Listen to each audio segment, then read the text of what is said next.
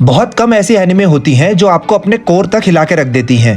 ऐसी ही एक एनिमे है डीमन स्लेयर, जो आज के टाइम में मेरी ही नहीं बल्कि करोड़ों लोगों की फेवरेट बन चुकी है।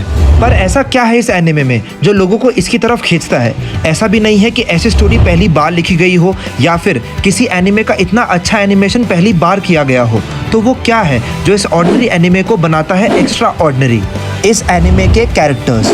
तांजीरो ने जब पहली बार हिनोकामी कागुरा इस्तेमाल किया था या फिर रेंगोकू ने जब अपनी जान खो के लोगों की रक्षा की थी, वो सिर्फ बुराई पे अच्छाई की जीत का प्रतीक ही नहीं बने थे, बल्कि हम सबको उनके अंदर अपनी एक छवि दिखाई दी थी जो कि कमज़ोर है, डरपोक है, पर अगर हम ठान ले तो हम भी उनकी तरह अपनी ज़िंदगी के डीमंस को हरा सकते हैं। ऐसा ही एक कैरेक्टर है कोकोशिबो। अगर आपने डीमन स्लेयर का नाम भी सुना है तो आपको पता होगा कि 12 डीमन मून्स में से सबसे स्ट्रॉन्गेस्ट मून है कोकोशिबो, अपर मून 1। पर कोकोशिबो इतना पॉपुलर क्यों है? अगर आप YouTube पे देखेंगे कोकोशिबो वाली वीडियोस पे रिस्पॉन्स बहुत ज़्यादा अच्छा है, पर ऐसा क्यों? मैं तभी सोच में पड़ गया कि जो कैरेक्टर सीजन 3 में पहली बार दिखाया गया है उसका इतना बड़ा फैन बेस कैसे है, और जो जवाब मुझे मिले हैं वो आपको हिला के रख देंगे। आज मैं आपको बताऊंगा कि आप अनजाने में ही सही पर क्यों एक इंसान से ज़्यादा एक राक्षस से रिलेट करते हैं और क्यों देखते हैं आप अपने आप को इस राक्षस के अंदर। कोकोशिबो को समझने से पहले आपको समझना होगा मिचिकात्सु सुगिकुनी को। तो आइए चलते हैं 500 साल पहले। सेंगोकू पीरियड के दौरान सुगिकुनी परिवार में पैदा हुए जुड़वा बच्चे। बड़े भाई का नाम मिचिकात्सु सुगिकुनी और छोटे का नाम योरोइची सुगिकुनी। योरोइची ने जन्म लिया था एक अजीब से बर्थ मार्क के साथ जो कि उसके फादर को बिल्कुल भी पसंद नहीं था। इसलिए दोनों भाई की परवरिश बड़े ही अलग तरीके से हुई थी। जहां मिचिकात्सु सारे परिवार के साथ रहता था, वहीं योरोइची को एक छोटे से कमरे में रखा गया और यह तय किया गया कि कुछ ही टाइम बाद उसे एक टेम्पल भेज दिया जाएगा साधु बनने के लिए। मिचिकात्सु को दया आती थी उसके छोटे भाई के लिए। वो जब भी योरोइची को देखता तो वो उनकी माँ के साथ ही रहता था, ना किसी से कुछ कहता ना किसी की कुछ सुनता। जो बहुत सारे लोगों को मैंगा में पढ़ के लगा होगा कि कोई बड़ा मूवमेंट नहीं है, पर आप इसके पीछे का रीजन समझिए। क्योंकि मिचिकात्सु को पता था कि योरोइची अपना बहुत सारा टाइम अकेले एक कमरे में ही बिताता है, इसलिए उसने उसे फ्लूट दिया कि वो उसे बजा सके और अपना अकेलापन दूर करके सुकून को पा सके। जब मिचिकात्सु 7 साल का था और अपनी तलवारबाजी की प्रैक्टिस कर रहा था, योरोइची ने उससे पहली बार कुछ कहा और कहा कि वो भी उसी की तरह एक समुराय बनना चाहता है। पर योरोइची की ये इच्छा नहीं मानी जाती है क्योंकि उसे बड़े होकर एक टेंपल में जाना है और साधु बनना है।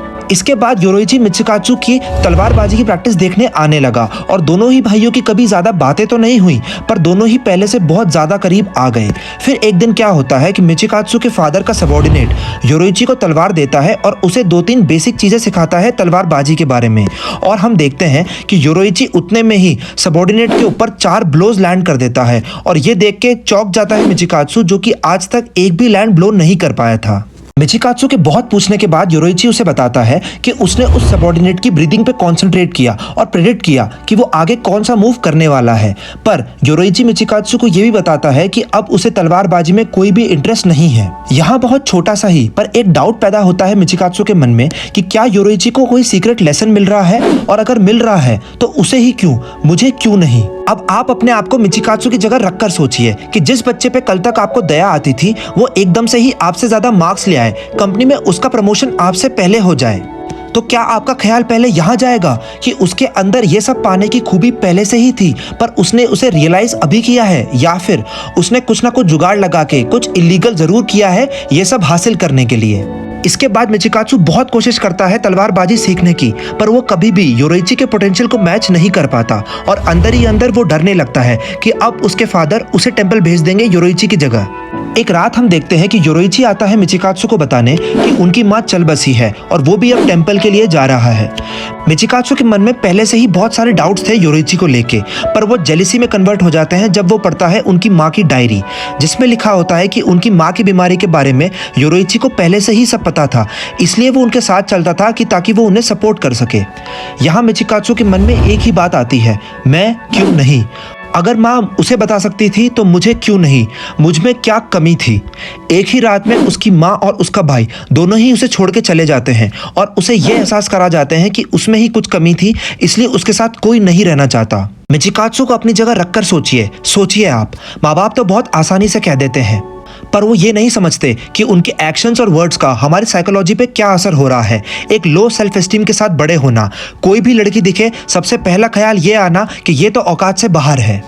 और किसी तरह अगर हम रिलेशनशिप में आ भी जाएं तो सारी उम्र ये ट्राई करते रहना कि वो हमें छोड़ के ना जाए। बचपन से ही हमें ये सिखाया गया है कि हमारे अंदर कोई खूबी नहीं है, इसलिए हमारे साथ भी कोई नहीं रहना चाहता।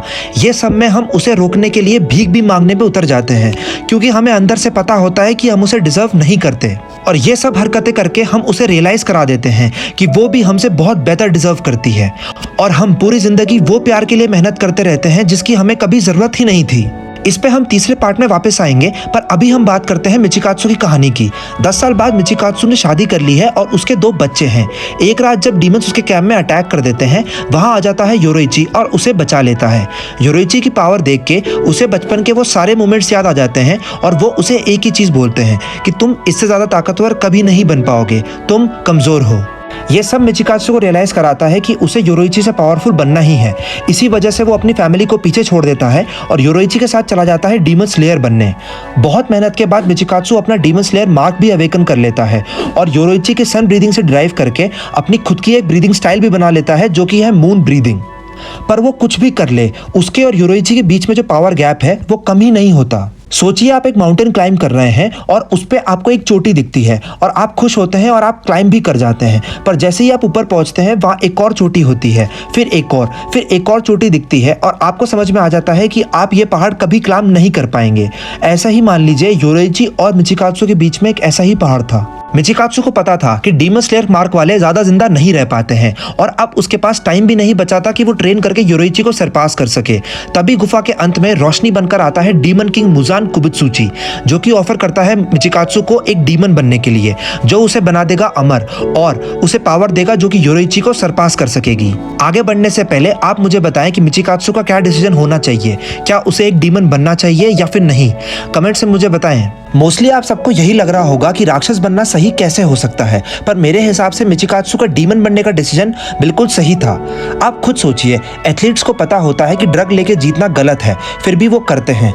यहाँ तक कि आप खुद सोचिए कि आपको भी पता होता है कि पेपर लीक करवा के मार्क्स लाना गलत है, फिर भी आप ऐसा करते हैं। क्यों? क्योंकि हमारी सोसाइटी हमें बचपन से ही यही सिखाती है कि रिजल्ट्स मैटर, फर्स्ट आना जरूरी है, कैसे वो जरूरी नहीं, पैसे होना जरूरी है, कैसे कमाए किसी को घंटा फर्क नहीं पड़ता। मिचिकात्सु को जिंदगी भर यही बताया गया कि उसके अंदर कोई खूबी नहीं है और वो भी अपने आप को ऐसे ही जज करने लग गया कि अगर वो अपने योरोइची अपने भाई को हरा देता है तो उसके अंदर कोई खूबी है, वरना उसके जीने का कोई मकसद नहीं। मिचिकात्सु को जिंदगी भर यही लगता रहा कि वो किसी भी काबिल नहीं, क्योंकि वो योरोइची से स्ट्रांग नहीं। उसके लिए उसने अपने परिवार को छोड़ दिया, तो अपनी इंसानियत छोड़ना उसके लिए क्या ही बड़ी बात होती। जब आप किसी चीज को पाने के लिए सिंगल माइंडेडली मेहनत करते हैं और वो आपको ना मिले, तो उसे ना पाने का दुख अलग ही होता है, उसे कोई नहीं समझ सकता। और फिर मुजान का ऑफर कबूल करके मिचिकात्सु बन जाता है एक डीमन और नाम बदल के रख लेता है कोकोशिबो। डीमन बनने के 60 साल बाद कोकोशिबो आमने सामने आता है अपने भाई योरोइची के। कोकोशिबो डिस्गस्टेड था अपने भाई को इतना बूढ़ा और वीक देख के, पर एक बात जिससे वो बहुत ज्यादा फ्रस्ट्रेटेड था वो ये है कि अपना डीमन स्लेयर मार्क अवेकन करने के बाद भी योरोइची 25 साल की उम्र से बहुत ज्यादा जी गया था। वो इतना वीक और बूढ़ा हो गया था, फिर भी वो कोकोशिबो को आज भी एहसास दिला रहा था कि वो कितना स्पेशल है और कोकोशिबो खुद कितना आम। योरोइची की उसके भाई को देख के आंखों में आंसू आ जाते हैं और ये देख के कंफ्यूज हो जाता है कोकोशिबो, पर योरोइची एक डीमन स्लेयर था, इसलिए वो फाइटिंग स्टांस में आ जाता है और ये बिल्कुल फ्राइटन कर देता है कोकोशिबो को। जितने में ही कोकोशिबो तैयार होता है लड़ने के लिए, उतने में ही हम देखते हैं कि योरोइची स्लाइस कर देता है कोकोशिबो की नेक। कोकोशिबो फिर वेट कर रहा होता है दूसरी स्ट्राइक के लिए, जो कभी आ ही नहीं। वो देखता है कि योरोइची उस खड़े खड़े फाइटिंग स्टांस में ही मर जाता है और कोकोशिबो इसे देख के और भी ज्यादा फ्रस्ट्रेटेड हो जाता है और उसे बहुत ज्यादा गुस्सा आ जाता है, क्योंकि जिस भाई को हराने के लिए उसने अपने परिवार को छोड़ दिया था, अपनी इंसानियत को छोड़ दिया था, उसे वो पूरी जिंदगी में अब कभी नहीं हरा पाएगा। कोकोशिबो फिर गुस्से में योरोइची की बॉडी को हाफ में काट देता है और इसी वजह से योरोइची के पास जो फ्लूट होता है वो भी टूट जाता है। कोकोशिबो की आंखों में आंसू आ जाते हैं ये देख के कि इतना कुछ होने के बाद भी योरोइची उसे भाई मानता था और वो फिर वो फ्लूट अपने पास रख लेता है। कोकोशिबो बहुत सालों तक अपर मून 1 की सीट पे कायम रहता है। फिर आता है वो मोमेंट जब वो लड़ता है इन्फिनिटी कासल के अंदर 4 डीमन स्लेयर्स से, मुइचिरो, सानेमी, ग्योमे और गेन्या। गेन्या की गोली की वजह से कोकोशिबो ट्रैप हो जाता है और जैसे ही उसका सर धड़ से अलग होने वाला होता है, उसे याद आता है योरोइची। और उसे याद आता है वो मोमेंट जब योरोइची ने कहा था कि उनके आगे आने वाले डीमन स्लेयर्स बहुत ज़्यादा ताकतवर होने वाले हैं। फिर उन चारों ही डीमन स्लेयर्स को चौंकाते हुए कोकोशिबो अपनी असली डीमन फॉर्म में आ जाता है। पर इसके बाद भी सानेमी नहीं रुकता है और वो अटैक करने जाता है कोकोशिबो पे। पर कोकोशिबो अपना रिफ्लेक्शन देख लेता है उस सोर्ड में और वो बिल्कुल हैरान हो जाता है और वो खुद ही कुछ सोचता है कि वो क्या बन गया है, क्या ये होता है एक समुराई। वो रीजनरेट करने की बहुत कोशिश करता है पर वो नहीं कर पाता है। कोकोशिबो के लास्ट मोमेंट्स में वो जो चीज सबसे ज्यादा भूलना चाहता है उसे सबसे ज्यादा अच्छे से वही याद रहती है, योरोइची का चेहरा। उसके लास्ट मोमेंट्स में वो क्वेश्चन करता है कि उसने ये सब कुछ किया, सब कुछ त्याग दिया योरोइची को हराने के लिए, पर वो उसे भी मुकम्मल नहीं कर पाया। क्यों ही उसने जन्म लिया। और वो फिर पूछता है योरोइची से लास्ट में कि मेरे पैदा होने का क्या मकसद था। यहाँ पे ख़त्म होती है एक लाइफ जो कि भरी हुई थी जेलसी से, रिग्रेट से और पेन से। और मुझे लगता है कि कोकोशिबो की लास्ट मोमेंट में उसने स्माइल ज़रूर किया होगा क्योंकि उसे पता है कि अब वो जा रहा है योरोइची के पास। कोकोशिबो ने उसकी पूरी जिंदगी एक कर्ज के साथ जी है जिसके साथ हम सब जी रहे हैं कहीं ना कहीं, द कर्ज ऑफ द ऑर्डिनरी। किसी को क्रिकेट खेलना पसंद है, किसी को गाना गाना पसंद है और किसी को सबको हंसाना पसंद है। और जिसे जो पसंद आता है वो उसमें अच्छा बनने के लिए दबा के प्रैक्टिस करता है। पर किसी भी चीज़ में अच्छा बनने का सफ़र मुश्किलों से भरा होता है और फिर आपको रियलिटी हिट करती है जो आप खुल के किसी और से कह भी नहीं पाते कि जो चीज़ आपने खुद के लिए चुनी है, घर वालों और सोसाइटी से लड़के, आप उसमें भी अच्छे नहीं हैं और धीरे धीरे आपके एफर्ट्स कम होने लगते हैं और इनसिक्योरिटीज़ बढ़ने लगती हैं। एग्जाम्पल के तौर पे जैसे आपको कोई शक है कि आपको कोई सीरियस बीमारी है तो उसी दिन आपको उस बीमारी के पोस्टर्स हर जगह दिखने लग जाएंगे। वैसे ही जब आपकी इनसिक्योरिटीज़ बहुत ज़्यादा होती हैं उसी टाइम आपको कोई ऐसा दिखेगा जो उस चीज़ को बड़े आसानी से कर लेगा जो कि आपको सीखने में 6 महीने लग गए, फिर भी आप उस चीज़ को अच्छे से नहीं कर पाते। और वो बंदा आपको एहसास करा देगा कि आप कितने नाकामयाब हैं। और कोकोशिबो भी हमारी ही तरह उसकी पूरी ज़िंदगी एक लहर के बहाव से लड़ता रहा और उस चीज़ को टालता रहा जो कि निश्चित है। मिचिकात्सु एक महान सोल्समैन था जो अपने अंदर से अपना बेस्ट निकाल सकता था, पर वहीं योरोइची अपने अंदर से बेस्ट से भी ज्यादा। और यही एक फाइन लाइन होती है ऑर्डिनरी और एक्स्ट्रा ऑर्डिनरी के बीच। और अगर कभी मिचिकात्सु योरोइची को हराने में कामयाब भी हो जाता पर वो फिर भी पूरी तरह से खुश नहीं हो पाता क्योंकि उसके अंदर हमेशा एक डर रहता कि जितना योरोइची का टैलेंट है वो आज नहीं तो कल मुझे हरा ही देगा। और यही डर हमें बनाता है एवरेज। और हम एवरेज लोग अपनी जीत को एंजॉय करना तो दूर पर पूरी जिंदगी इसी डर में गुजार देते हैं कि कौन हमसे कब आगे निकल जाएगा। तो क्या यही आपकी किस्मत है, जब तक मरते नहीं तब तक डर डर के जीना? नहीं, पर उसके लिए आपको अपनी लाइफ के लिए एक चॉइस चूज करनी होगी। या तो आप बेड पे बैठे बैठे उन लोगों को देख सकते हैं जो कि सक्सेसफुल हैं और खुद सोच सकते हैं कि मेरा आइडिया तो इनसे लाख गुना अच्छा है, अगर मैं काम करूंगा तो मेरे पास इतनी गाड़ियां हो सकती हैं, इतना पैसा हो सकता है, इतनी लड़कियां हो सकती हैं। पर या फिर आप उठ के अपने आइडिया पे काम कर सकते हैं। और जब आप लेटे लेटे लोगों को सक्सेसफुल होते हुए देख रहे हैं, आप अपने आप से एक चीज़ पूछिए कि क्या तुम्हारी एवरेज सेल्फ नीचे देखना अफोर्ड कर सकती है? और जब आप उस पहाड़ से टकराएं जिसे आप कुछ भी करके पार नहीं कर पा रहे हैं, जब आपका मोरल डाउन होने लगे, जब आपको कुछ भी बेहतर काम नहीं कर रहे हो और आप आगे एक कदम भी ना बढ़ा पा रहे हो, आप खुद से पूछिए क्या यही आपकी लिमिट्स हैं? नहीं।